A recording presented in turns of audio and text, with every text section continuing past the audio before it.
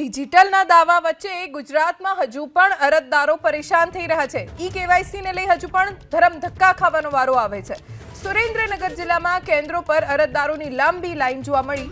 સર્વરના ધાંધિયા અને મોબાઈલમાં ઓટીપી ન આવતા અરજદારો પરેશાની ભોગવી રહ્યા છે।